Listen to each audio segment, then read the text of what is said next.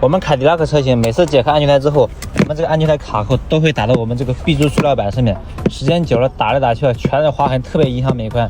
而且我们行驶一些烂路的情况下，它还会产生异响，能听到吗？哒哒哒的声音，很头疼。